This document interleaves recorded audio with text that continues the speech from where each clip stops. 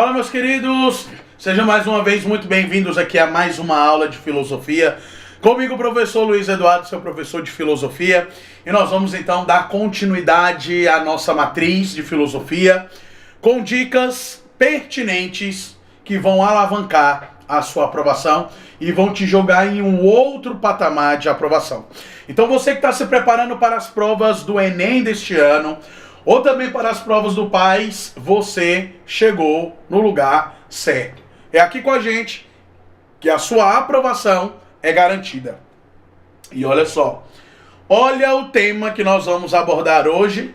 Aristóteles, um dos mais proeminentes filósofos do século IV a.C.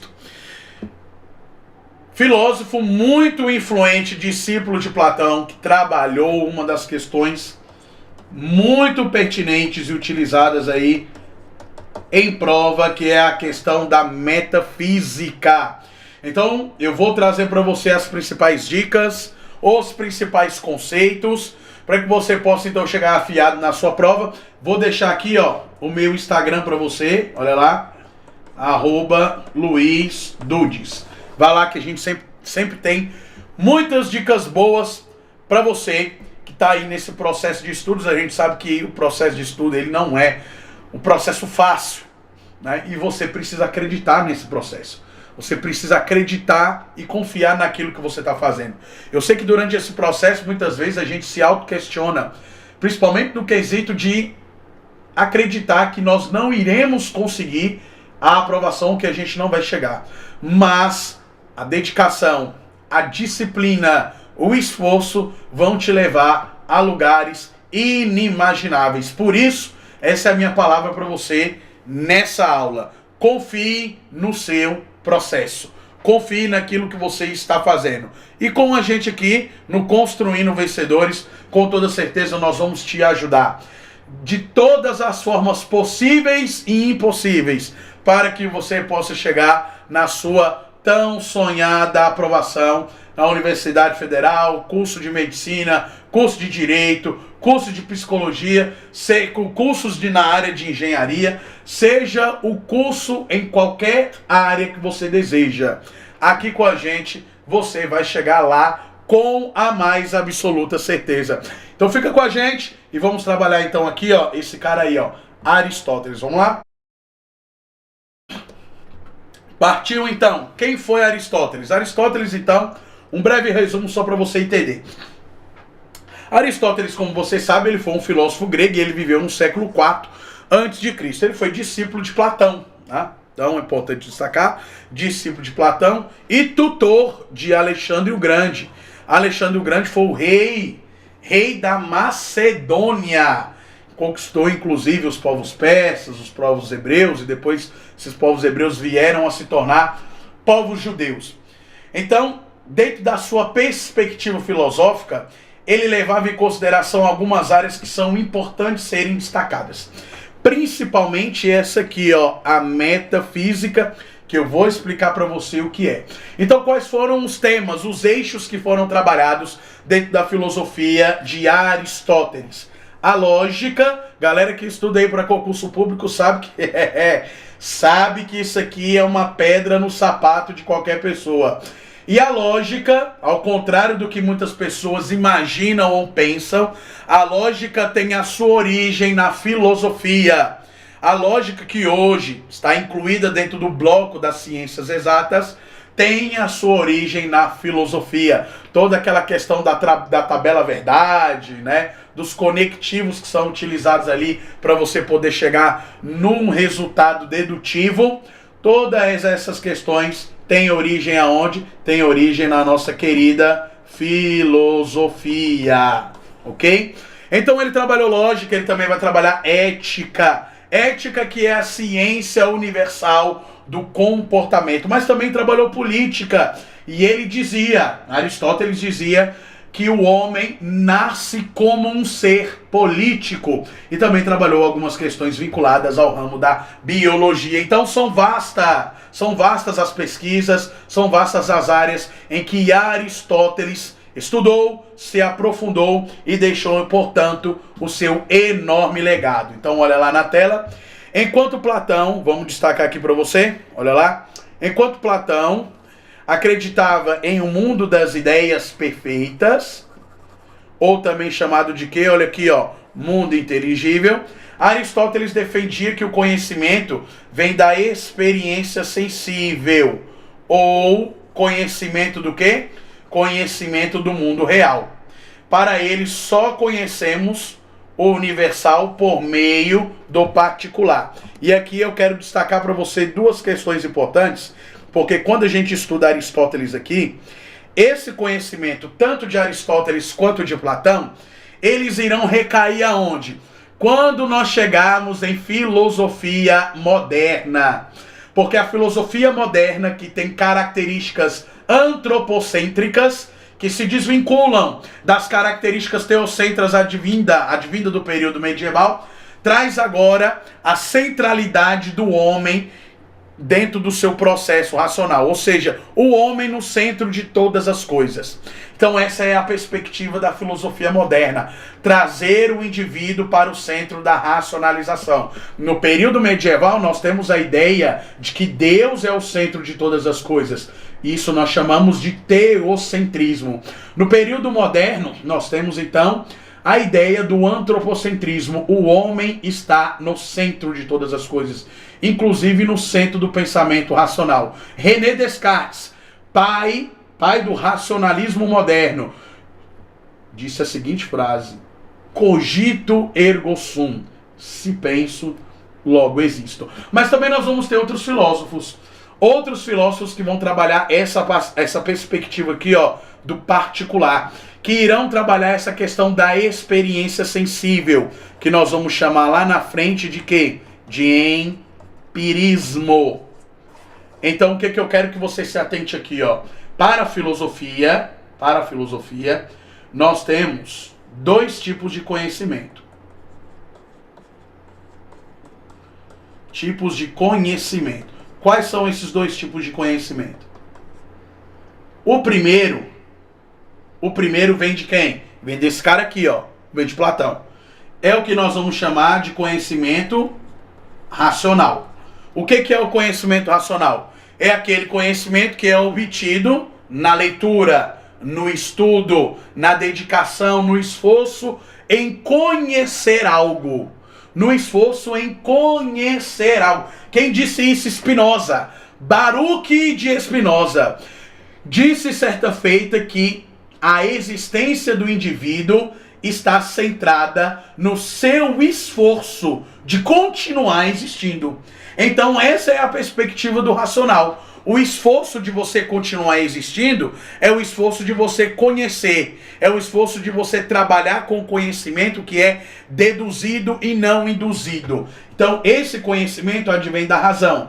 A razão, dentro da proposta da filosofia grega, abordamos isso nas nossas primeiras aulas. Nós trabalhamos então todos os filósofos e como a filosofia ela vai se distanciar da mitologia. A filosofia concentrada no pensamento racional e a mitologia concentrada no pensamento religioso. Dentro dessa perspectiva, então, Sócrates e Platão irão trabalhar a ideia de que a única forma de se conhecer profundamente, verdadeiramente, é através do conhecimento racional, através do diálogo ético. É o que nós chamamos na filosofia de dialética. Então esse é o racionalismo. Mas nós temos um outro tipo de conhecimento também, que é muito bem trabalhado, e quando nós chegarmos lá em filosofia moderna, você vai ver filósofos como John Locke, como Francis Bacon, como David Hume, vão trabalhar então o conhecimento empírico.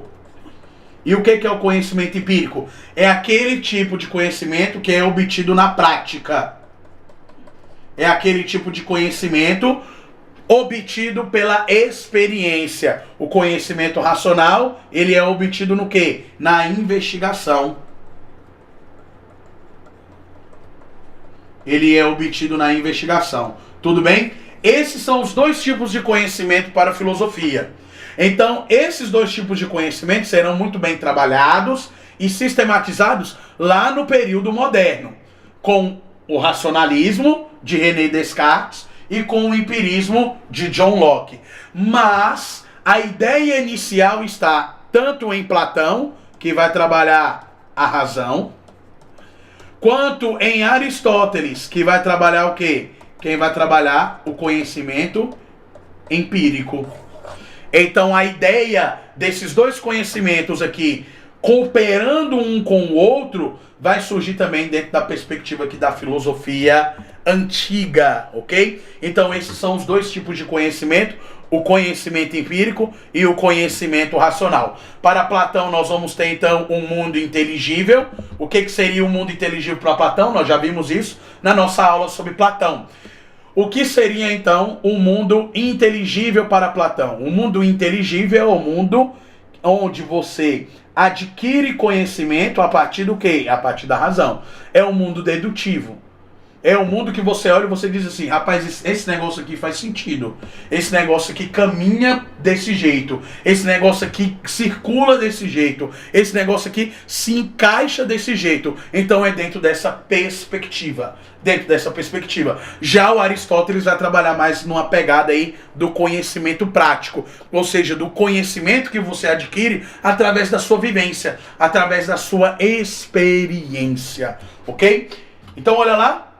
A lógica aristotélica. Então, quando nós vamos trabalhar aqui questões relacionadas à lógica, por exemplo, né? O que seria, então, um silogismo aqui dentro da perspectiva... Vou puxar aqui a setinha. Dentro da filosofia de Aristóteles, né? Isso aqui é uma forma de argumentação.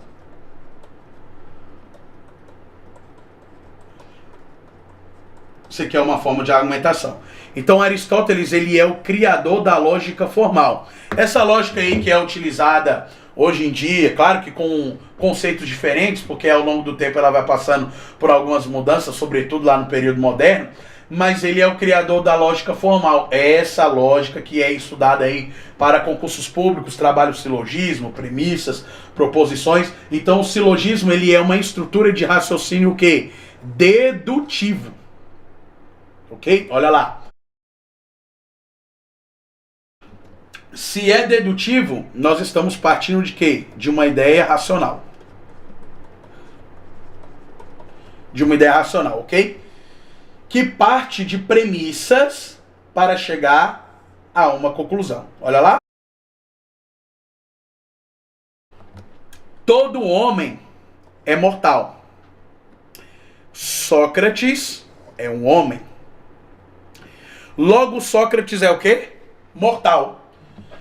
Isso aqui nós vamos chamar de quê? Olha lá. Olha lá.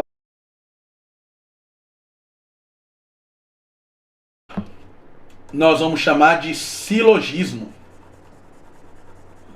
Silogismo. Ou seja, é toda premissa, é toda ideia que parte do raciocínio dedutivo, onde nós temos o objetivo de chegarmos ao quê? A uma conclusão. E essa é uma das formas de argumentação utilizada por Aristóteles. Então a premissa, nós temos o conhecimento também, o raciocínio indutivo, que parte da perspectiva o quê?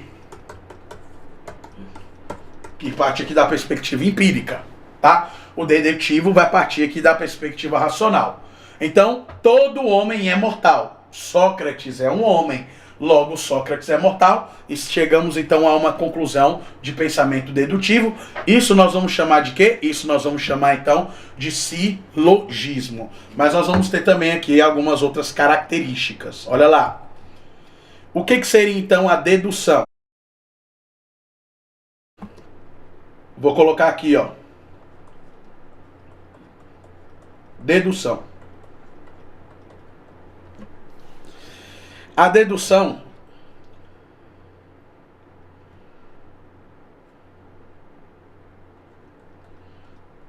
é o conhecimento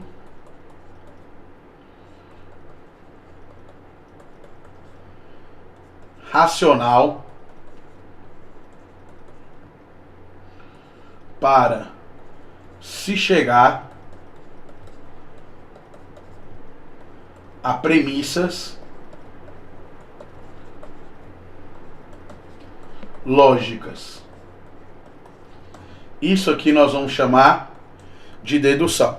Então, dentro do silogismo, dentro da ideia de silogismo, que é a estrutura de raciocínio dedutivo, nós temos então, como conceito base do silogismo, nós temos a dedução, que é o conhecimento racional, ou seja, a lógica. Você olhou para a situação, você vai, cara, aquilo ali vai dar merda. É a lógica. Então, isso nós chamamos de dedução. É o conhecimento racional para se chegar ao quê? Para se chegar, então, às premissas lógicas, ok? Então, esse é o famoso silogismo de Aristóteles, ok? Então, olha lá. Teoria das quatro causas. É uma outra teoria também trabalhada aqui por Aristóteles. Também entra aí dentro da questão do raciocínio lógico e da dedução, né? Então, a dedução, dentro dessa perspectiva, ela vai trabalhar com o quê? Ela vai trabalhar sempre dentro da perspectiva da racionalização. Então, Aristóteles, ele vai explicar a existência de algo, né, por meio de quatro causas. Quando ele fala a existência de algo, ele está falando da existência de qualquer coisa, né? Então, por exemplo, você pega aqui a questão da dedução, que a gente acabou de trabalhar no slide anterior. E aí, você já sabe o que é dedução. Dedução é o tipo de raciocínio que busca chegar a conclusões que são o quê? Certas. A conclusões que são prováveis. Com base em quê? Com base em informações que te foram apresentadas anteriormente. Então, esse é o conhecimento dedutivo. Então, como Aristóteles vai trabalhar a questão aqui da teoria das quatro causas? Onde ele vai explicar, por meio dessas quatro causas, a existência de algo. Então, olha lá. Pega lá. Primeiro, o conceito material. Do que esse algo é feito. Ele é feito de quê? Então, isso vai partir da questão da observação, correto? Segunda coisa, formal. Formal remete ao quê? Formal remete à estrutura. Qual é a estrutura que essa determinada coisa tem? Eficiência. Esse agente que produz, e a finalidade teleológica que nós chamamos, né? Finalidade teleológica. Qual é o propósito disso? Então, essas são as questões trabalhadas aqui por Aristóteles dentro da teoria das quatro causas. Do que esse determinado algo aqui é feito. Né? Qual é a estrutura dele? Qual é o agente que o produz? Qual é a finalidade teleológica deste algo? Né? E aí chegamos então ao que nós chamamos de substância em essência. Tudo que existe é uma substância, que é composta por uma matéria, ou também por uma forma. Olha lá, volta aqui.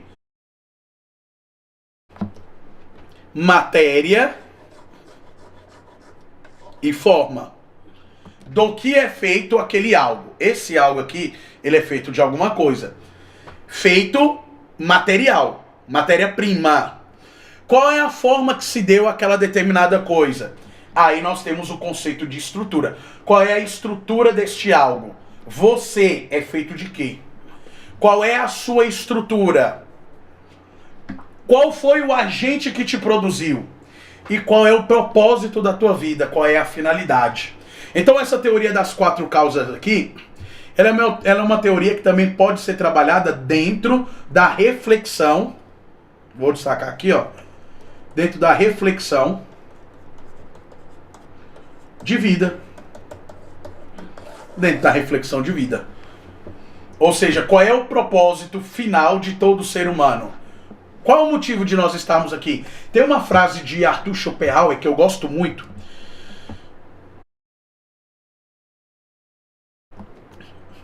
E aqui, ó, quando a gente fala de finalidade, de teleologia, chegamos aqui a esse conceito de essência, de forma, dentro aqui da perspectiva da finalidade.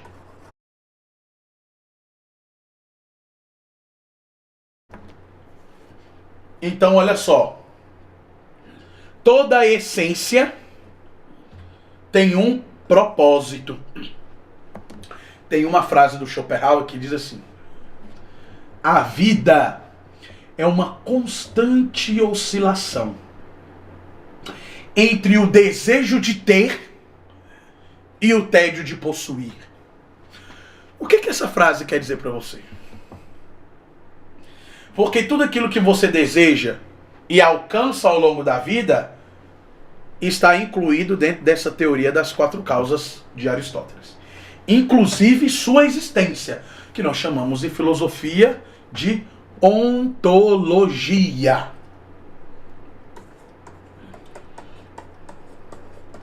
Nós chamamos em filosofia de ontologia, ok? Então olha lá.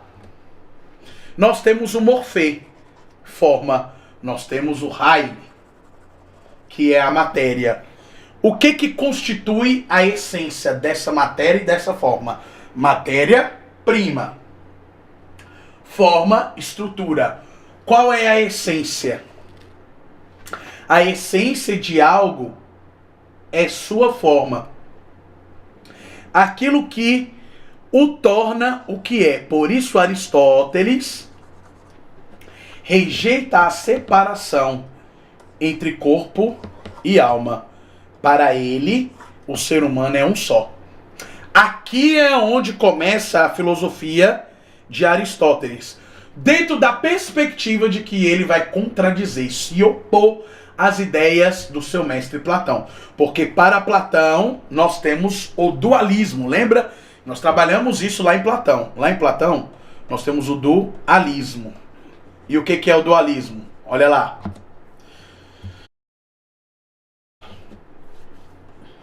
Corpo barra alma. Então, para Platão, o homem é dividido em 2 partes, em 2 matérias, em 2 substâncias, corpo e alma. Para Aristóteles, não. Para Aristóteles, a substância, a matéria e a forma, que é a essência do indivíduo, a forma para Aristóteles é a essência, constitui um ser uno, um ser único. Então ele rejeita, olha lá, ó, ele rejeita a ideia de dualismo proposto por quem? Proposto por Platão. Ok? Então, se aparecer na sua prova, segundo a filosofia de Aristóteles, o Haile, matéria, e o morfê, sua forma, sua estrutura, geram como resultado, então, a essência. A essência, que é a forma em si, a finalidade e o propósito da existência de algo. Dito isso, Aristóteles defendia a ideia da separação entre corpo e alma. Tá certa essa questão? Erradíssima. Porque quem defende essa ideia é quem? É Platão e não Aristóteles. Show de bola? Volta para a tela então. Agora nós vamos então tratar de ética. Um outro conceito muito importante também dentro da filosofia de Aristóteles. E aí, antes de tratarmos de ética, nós vamos falar de virtude. O que seria a virtude aqui, na perspectiva de Aristóteles? O que ele entende? O que ele acha que é a virtude, né? A virtude é uma qualidade. Podemos definir como uma qualidade ou uma característica moral do indivíduo, tá? uma disposição de agir de maneira boa, de maneira justa, né? De uma maneira ética. E aí nós temos então características em relação a essa virtude: moralidade, disposição, nós temos a questão do hábito. Então o conceito de virtude aqui vai trabalhar também esse conceito de moral, é uma construção cultural que acontece dentro de um determinado espaço, dentro de uma estrutura de espaço geográfico socioespacial, né? E também nós vamos ter a ideia, obviamente, da universalidade da ética, ok? E aí, Aristóteles vai trabalhar um dos seus mais importantes conceitos que nós chamamos de eudaimonia. Eudaimonia é isso aqui, ó, é a busca pela felicidade, que é um dos objetivos, né, mais primários aí da vida do ser humano, né? Então, olha lá. A ética aristotélica, ela vai buscar o quê? Ela vai buscar a eudaimonia, ela vai buscar a felicidade. Então ela vai ser entendida como um florescimento humano. Ou seja, o que isso quer dizer? Você usa a razão cultivando a virtude. Cultivando essa habilidade de qualidade moral. Eu cultivo isso aqui, ó.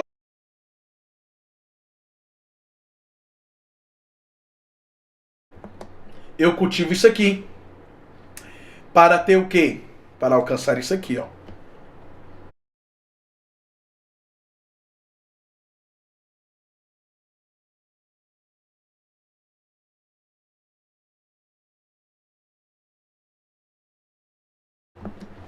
Para alcançar a eudaimonia. Doutrina do meio termo. Então, nessa perspectiva, primeiro,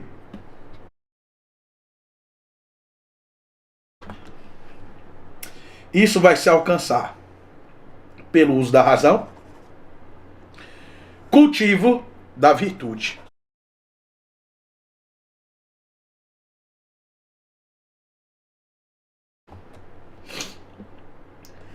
Tudo partindo do agir de forma o quê? De forma equilibrada, ok? Então a gente parte da perspectiva de que o indivíduo ele tem que agir de forma equilibrada para encontrar a virtude, ok? E lembre-se que eudaimonia é a busca pela felicidade. Então olha lá, virtude e meio termo. Então para Aristóteles, a virtude está no equilíbrio. Está na forma como o indivíduo vai vivendo e trabalhando as questões o quê? E trabalhando as questões morais. Moral e ética são coisas diferentes. No entanto, se aglutinam dentro dessa perspectiva da eudaimonia de Aristóteles. Então, olha lá.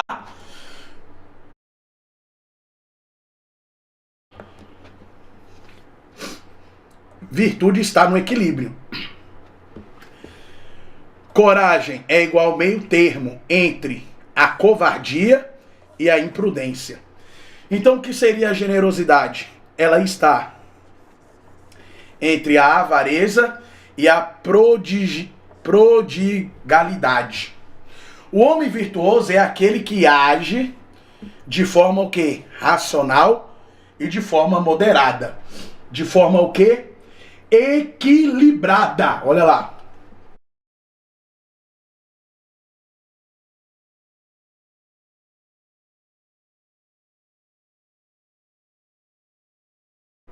Ele age, então, de forma equilibrada. Tudo bem?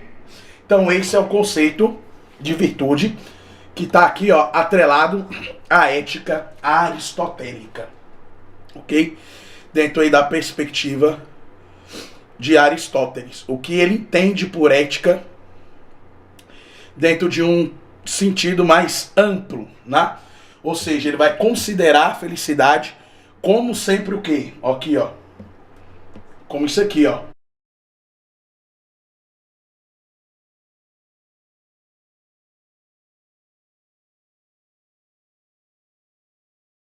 ele sempre vai considerar a felicidade como um objetivo final dentro desse modelo de comportamento humano. A forma como o homem se comporta, a forma como ele age. Só que a ética para Aristóteles aqui está atrelada ao quê? Vou destacar aqui para você, olha lá. A forma moderada. Então não é nem muito e não é nem pouco. É equilibrada. Eu só consigo encontrar a eudaimonia dentro da minha perspectiva ética se eu agir de que forma?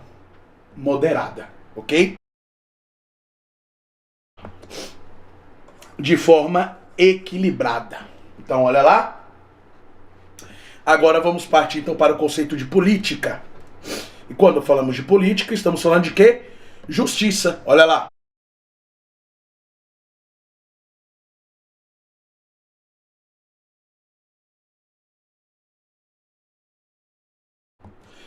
A justiça, Aristóteles vai defender a ideia de que a justiça ela é fundamental para a sociedade e que a forma de governo e que é a forma de governo mais ideal para a aristocracia. Então justiça aqui é o que? Olha lá.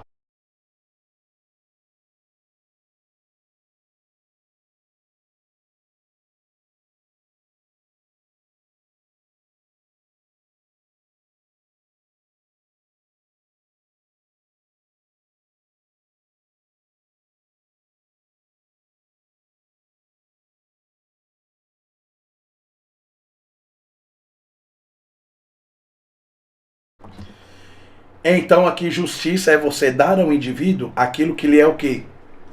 Aquilo que lhe é devido.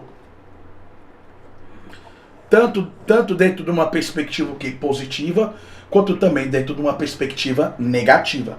Dar ao homem aquilo que lhe é devido. Então olha lá. Aristóteles afirmou que o homem ele é um animal político. Em grego, zoon politikon. E só atinge sua plenitude na vida em sociedade. Só que essa vida em sociedade aqui, ó, ele vai trabalhar o conceito de ética. Por isso, lembrando que lá no conceito de ética dele, ética é o quê? Ética é você agir de forma racional e também o que de forma é o agir moderado. É o agir equilibrado. Não é aqui, ó? Olha aqui, ó. Agir equilibrado. O homem virtuoso é aquele que age, ele age de duas formas. De forma racional, porque ele é alguém esclarecido, ele é clarificado das ideias, olha lá.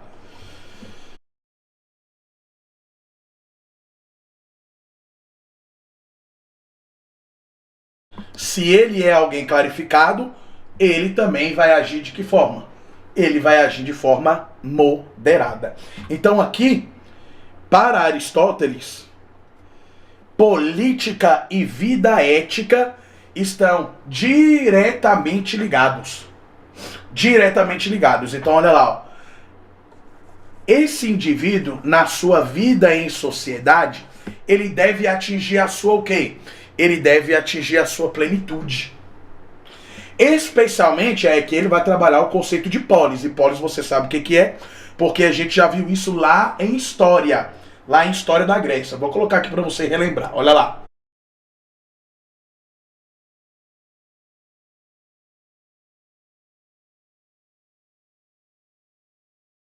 Polis é o quê? Polis é cidade-estado. Então, a política na perspectiva de Aristóteles, o homem, ele já nasce como sendo um animal político, ele já nasce pronto ali, anciano, pela vida pública, mas esse indivíduo, para que ele seja de fato alguém relevante para a perspectiva política, relevante para a política social, ele precisa agir de forma o quê? Moderada e também o quê? Racional. assim ele vai buscar o quê? Olha lá, ele vai buscar a sua plenitude. Já para Platão,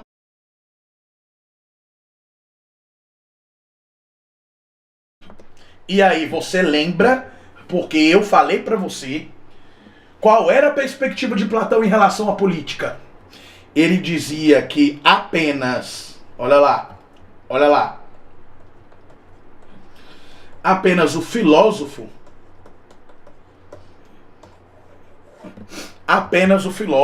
é capaz de governar corretamente, eticamente, moderadamente, ponderando as questões na vida em sociedade para o benefício de todos e para o quê? Para a prática da democracia.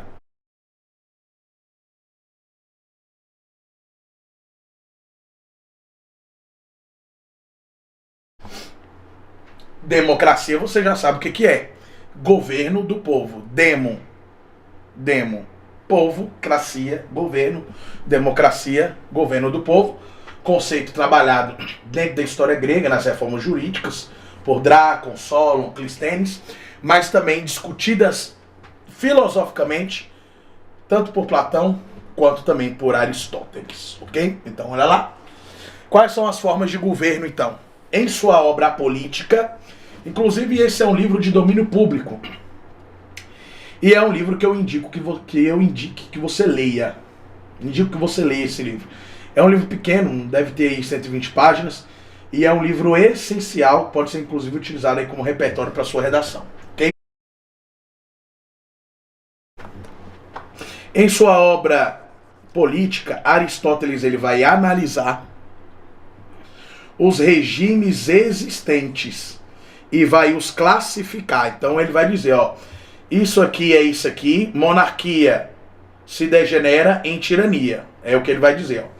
Monarquia vai se degenerando até ela evoluir a um status de tirania. Olha lá. A aristocracia pode virar uma oligarquia. O que seria oligarquia? Governo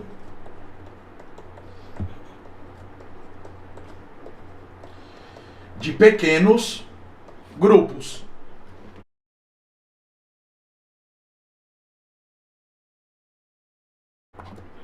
No Brasil, nós vamos ter a República Oligárquica logo após a República da Espada, tá?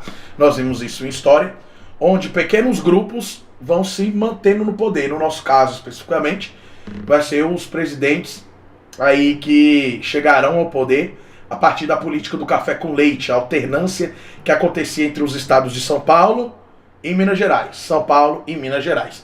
Por último, teremos então o conceito de politeia, que é a boa forma de governo. Ou seja, ela pode se corromper em democracia populista. O melhor governo é aquele que visa sempre o quê? O bem comum. Então a politeia boa é o governo da maioria, né? Que tem características o quê? Olha lá. Que tem características democráticas. Tem aqui características democráticas. Mas ela tem um problema. Ela pode se corromper aí em uma forma de populismo, né? Sabe qual é o exemplo que a gente pode utilizar aqui? Getúlio Vargas. Getúlio Vargas. Então essas são as formas de governo dentro da obra A Política de Aristóteles. É a maneira como ele vai analisar. É a maneira como ele vai analisar. Então, grava aí, ó. Monarquia se degenera em tirania. A aristocracia pode virar oligarquia, porque a aristocracia é a galera que tem o quê? Money, didim, bufunfa, faz-me rir, né? E a politeia, governo da maioria, mas ela tem um problema. Qual o problema da politeia? Ela pode se tornar em uma democracia populista, ok? Vamos para frente? Então qual foi o legado deixado por Aristóteles? Aristóteles influenciou profundamente a ciência, a filosofia e o pensamento ocidental. Sua busca por explicações racionais sistemáticas, e quando a gente fala aqui, ó, de sistemáticas, nós estamos também dizendo que ele era um filósofo que levava em consideração o racional, apesar dele trabalhar a ideia empírica, do conhecimento também obtido pela experiência prática, pela experiência sensorial. Serviu de base para a escolástica medieval e para o método científico que moderno. Porque quando a gente chegar lá em Kant, a gente vai ver que Kant vai trabalhar essas duas ideias dentro do quê? Dentro da sua perspectiva de ciência. Ou seja, a ciência que estuda, que deduz, que racionaliza, que pensa, que cria, que é criativa. E a ciência que também que observa aquilo que foi criado. Observa a matéria, observa, ó a teoria das quatro causas, observa a matéria, observa a forma, observa o propósito, a essência daquela coisa, para ver se aquilo funciona, para ver se aquele algo funciona. Aí nós temos também a teoria das quatro formas, né? Teoria das quatro formas. Teoria das quatro formas. Tudo bem? Então esse é o legado deixado por Aristóteles, e lembre-se que Aristóteles foi discípulo de Platão. Então trabalhou de uma forma muito primaz conceitos relacionados à política, à ética e também à questão de aquisição de conhecimento. Agora então nós vamos trabalhar algumas questões para consolidar o nosso conhecimento. Vamos lá? Vamos trabalhar aqui algumas questões para a gente chegar afiado na prova. Questão de número 1 já está aí na tela para você. Aristóteles diferencia tipos de conhecimento, destacando que o saber prático tem um objetivo distinto do saber teórico. Sobre isso, considere o fragmento.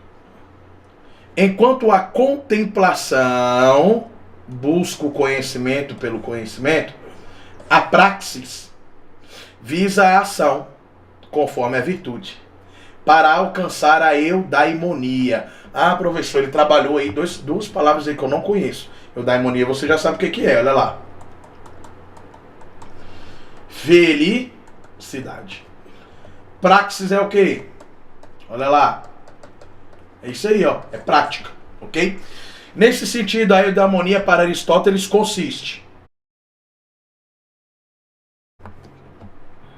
alcançar o prazer imediato, pois este é o bem supremo. Prazer imediato, não.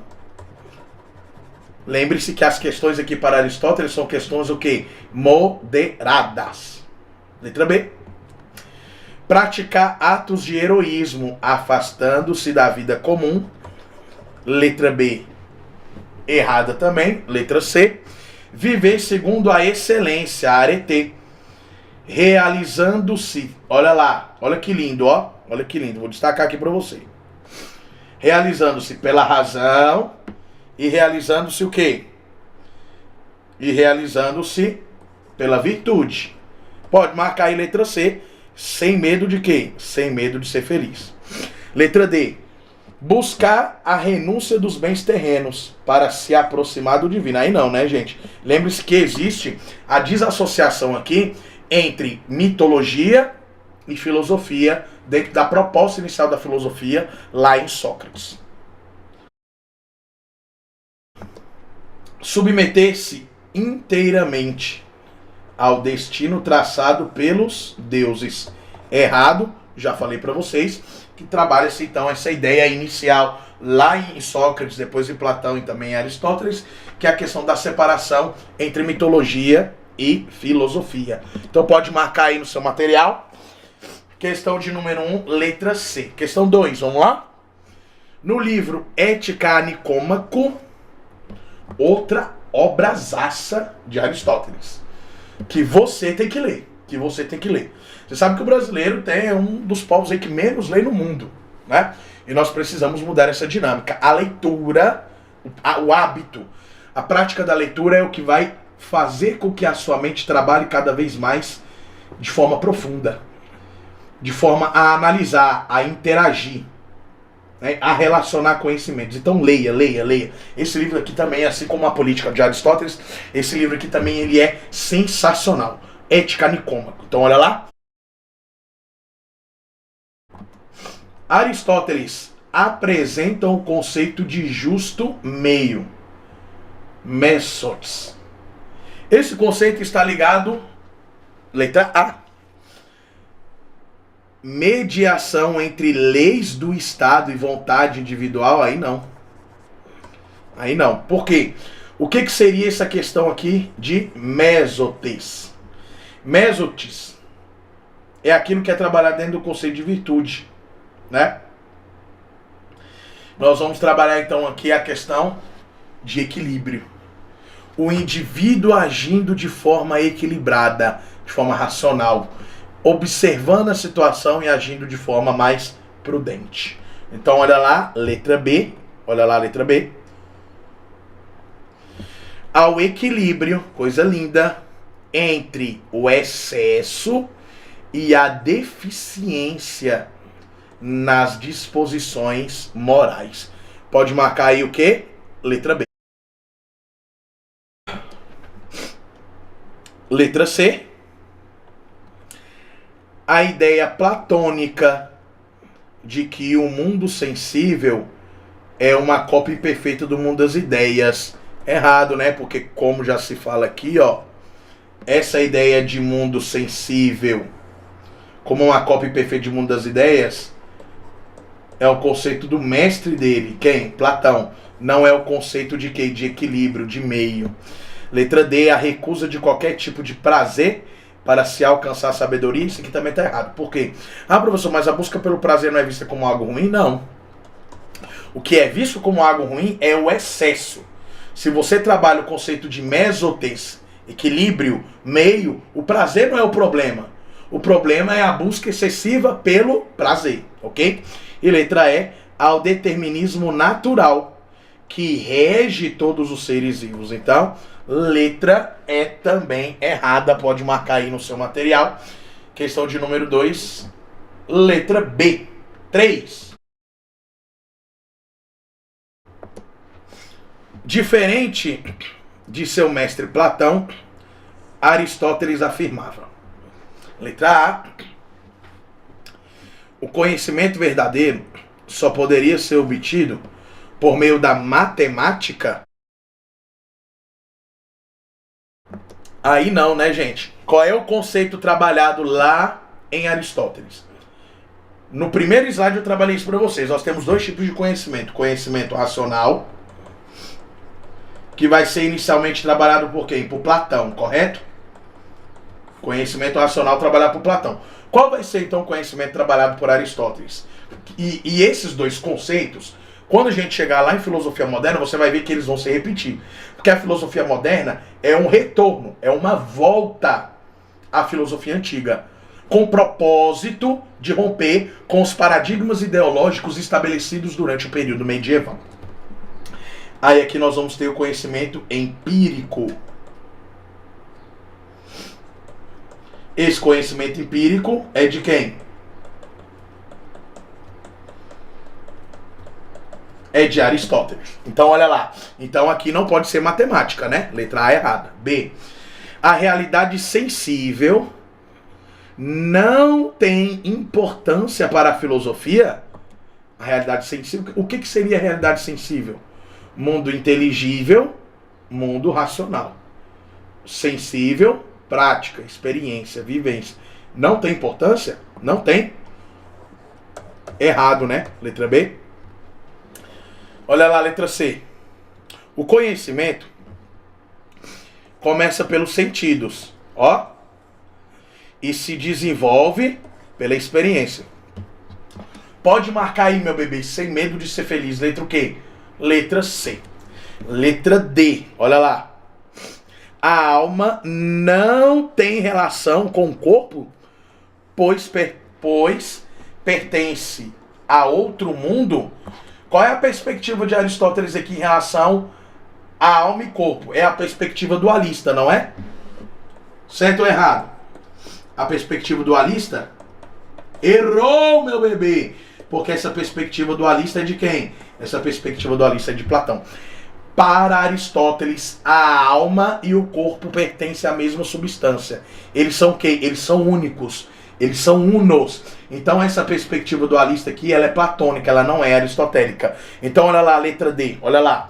A alma não tem relação com o corpo, ela tem relação sim. Eles são um, mas existe essa relação. Pois pertence a outro mundo? Errado. Letra D, errado. E letra E, as ideias universais existem separadas das coisas particulares, errada também. Então pode marcar aí no seu material, meu neném. Questão de número 3, letra C. Pode marcar aí letra C, sem medinho de ser feliz, ok? Questão de número 4, olha lá. Sobre a política aristotélica, é correto afirmar que o homem é naturalmente um ser racional, cuja realização se dá na polis, letra B. O Estado deve ser governado por filósofos que contemplem o bem em si, letra C. A democracia é a única forma legítima de governo, letra D. A igualdade absoluta entre todos é a base da justiça. E a vida contemplativa deve ser isolada da comunidade. E aí, se hoje fosse o dia da sua prova, qual dessas alternativas aqui você marcaria? Vamos começar diferente agora, pra gente dar uma mudada? Vamos começar da E, da letra E. Olha lá a letra E, vamos lá. A vida contemplativa deve ser isolada da comunidade? Aí errou. Isolada não. Ela é coletiva, ela é participativa. Então, letra E errada. Letra D. A igualdade absoluta entre todos é a base da justiça. Qual o conceito de justiça lá para Aristóteles? É você dar ao indivíduo aquilo que lhe é o quê? Devido, ok? Então, letra D, erradíssima. Letra C, olha lá. A democracia é a única forma de governo legítima? Errou. Porque ele vai trabalhar aqui, ó, todas as outras formas de governo. A monarquia, ele vai trabalhar a aristocracia, ele vai trabalhar a democracia. Então, não é a única forma legítima de governo para Aristóteles. Letra C errada também. Letra B. O Estado deve ser governado por filósofos que contemplem o bem em si. E aí? Letra B. Certo ou errado? Essa ideia é de quem? Ela é de Aristóteles ou de Platão? Ela é de Platão. Então a ideia aqui, ó, de que o Estado deve ser governado por filósofos é uma ideia de Platão. Aristóteles vai trabalhar que o homem é um animal político. Ele já nasce já pré-determinado, com um instinto político. E a realização dessa vida política dele, dos seus atos políticos, das suas práticas políticas, da sua racionalização política, se dá onde? Essa realização se dá na polis. Polis é o quê? Polis é cidade, estado, já falei pra você. Então, letra A é o nosso gabarito e a letra o quê? Letra B está errada, ok? Questão de número 4. Marque aí no seu material, sem medo de ser feliz, sem ficar com medo que nem o Flamengo ficou do Dubai. Pode marcar aí, questão de número 4, letra A. Última questão desse bloco, vem comigo então pra gente concluir, terminar e você ir ali tomar um café, tomar uma água e voltar, porque nós vamos continuar com mais filosofia daqui a pouco. Olha lá na tela.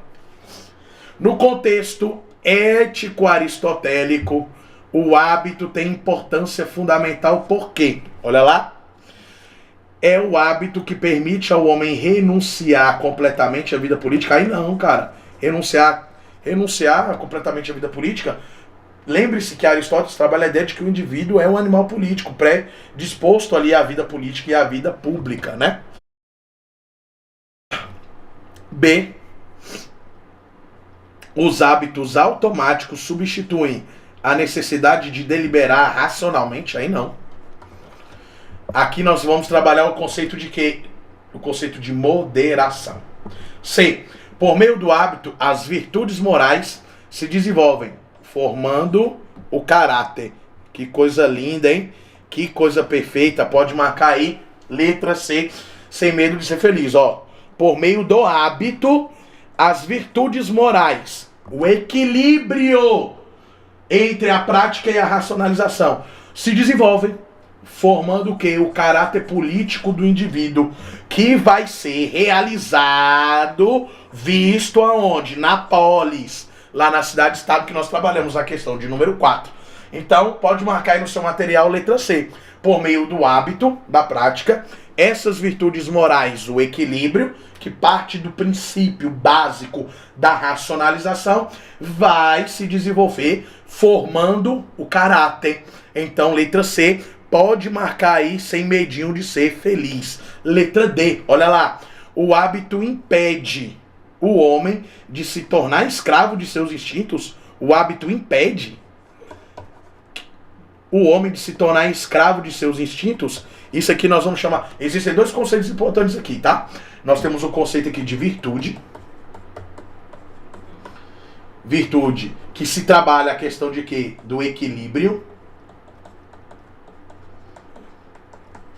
E nós temos o conceito de vício, que também vai ser trabalhado lá dentro das escolas socráticas, o ecletismo, o estoicismo, principalmente dentro do estoicismo e dentro do epicurismo, né? Então o vício aqui é visto como o quê? Como um exagero, como o ato onde o indivíduo pratica determinada ação, não conseguindo mais controlar os seus instintos. Então o vício, ele é visto como algo ruim. Ele é visto como algo prejudicial. Por isso que a virtude se trabalha a questão da moderação, né? Então por isso a letra D, ela tá o quê? Letra D errada. E a letra E, vamos lá. É o hábito que garante a imortalidade da alma. E errou demais. Aí errou demais. Letra E também errada. Ok, pessoal? Com isso, então, nós concluímos mais um bloco de filosofia. E dessa vez nós trabalhamos um filósofo que aparece em provas. E você tem que estar ligado com ele e também ligado com as suas principais teorias. Então nós ficamos por aqui. É o tempo de você ir lá tomar uma água, voltar, porque a gente vai voltar com mais filosofia daqui a pouco. Forte abraço, bons estudos aí pra você.